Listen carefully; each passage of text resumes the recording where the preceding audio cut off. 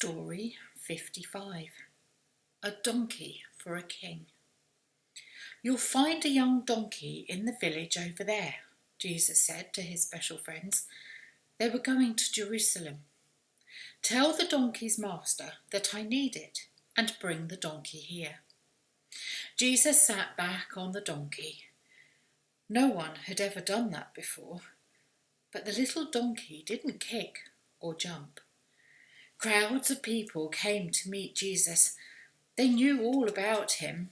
They were very excited. They laughed and cheered and shouted for joy. "Hooray! Hooray! Here comes God's promised king. God bless our king." They came to the temple.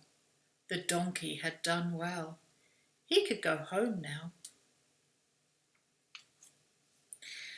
The temple was a special place, a quiet place for people to say their prayers, a place where God could talk to them. So what was all that noise?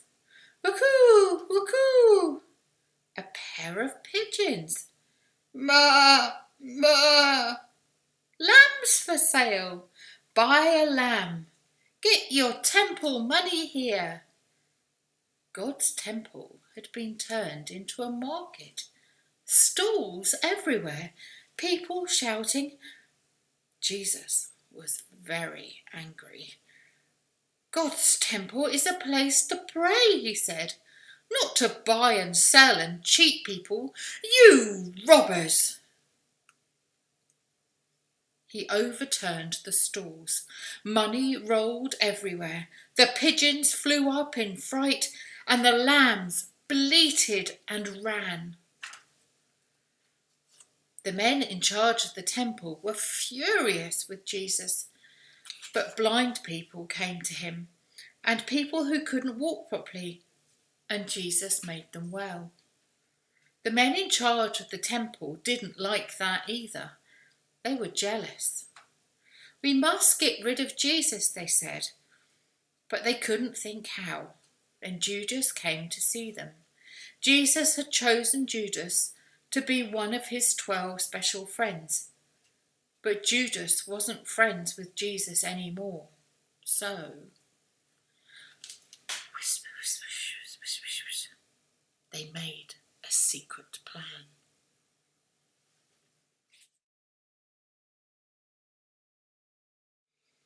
Story 56. A Last Meal Together. It was the day of the festival when God's people remembered how he had rescued them from Egypt long ago.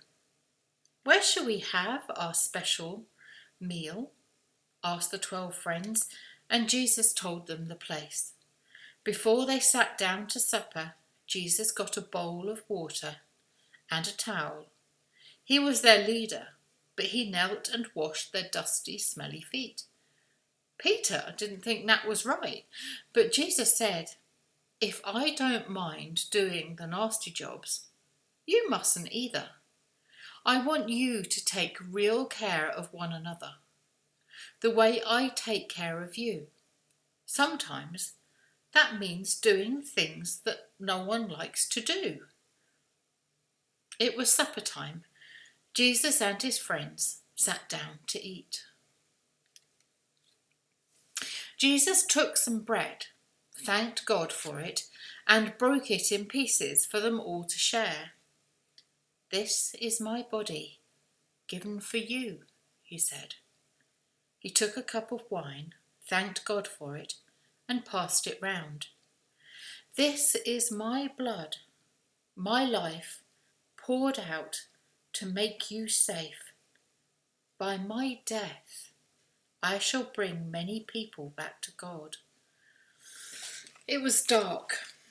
Jesus had gone out already to tell the enemies of Jesus where to find him. "Before the night is over," Jesus said, "every one of you will leave me." "Not me," said Peter.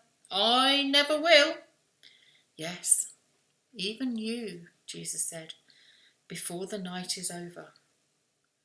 The friends were so sad. They didn't want Jesus to die. He tried to cheer them up.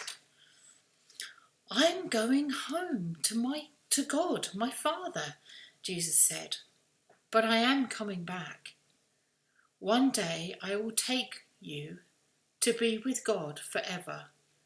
You all trust God, now you must trust me.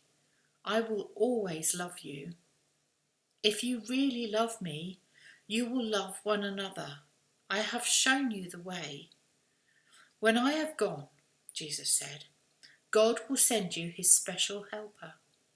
He will be with you always, wherever you go." Then they went out for a walk to the orchard of olive trees. It was dark and quiet there among the old grey trees. Jesus began to talk to God. "Father, you can do anything. Please save me from this terrible death. Unless it has to be, do what you want." Suddenly, torches flared among the trees. People were coming, soldiers with clubs and swords, and Judas leading them. "Jesus," he said, and kissed him on the cheek. It was a signal to the soldiers. They took Jesus prisoner. His friends tried to help, but Jesus didn't want any fighting, so they ran off and left him. Peter was scared, but he followed the soldiers. They took Jesus straight to the men who wanted to kill him. Peter stood outside in the cold. "Aren't you one of the prisoner's friends?" someone asked him. "Not me," Peter answered. 3 times he said he did not know Jesus. He was so scared. But afterwards, he was very, very sorry and so ashamed that he burst into tears.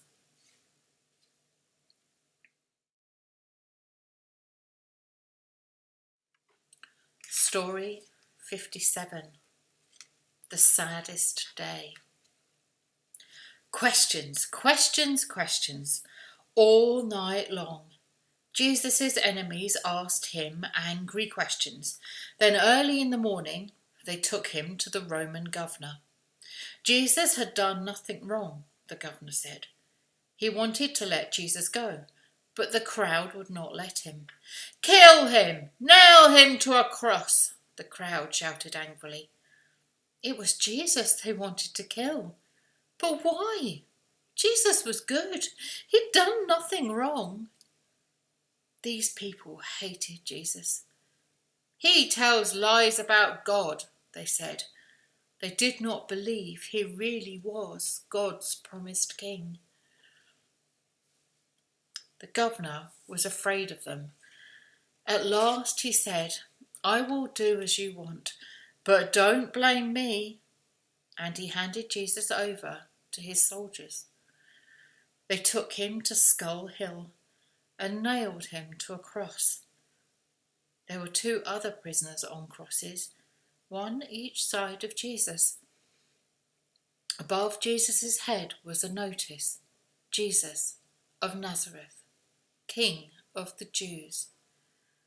Jesus' mother, Mary, stood close to the cross with his special friend, John.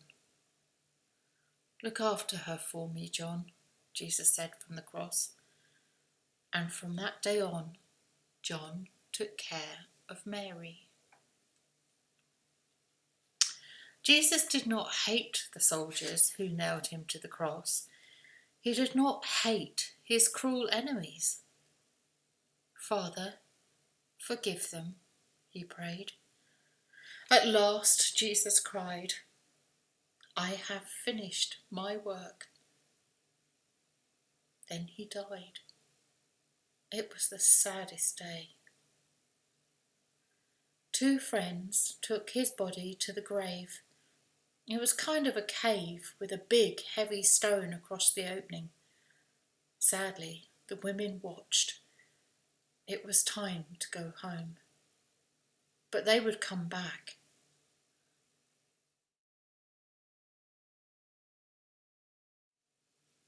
Story 58. The happiest day. It was early on Sunday morning. The women were going to Jesus' grave. They had spices to make it all smell nice. But where was the big heavy stone? Someone had rolled it away.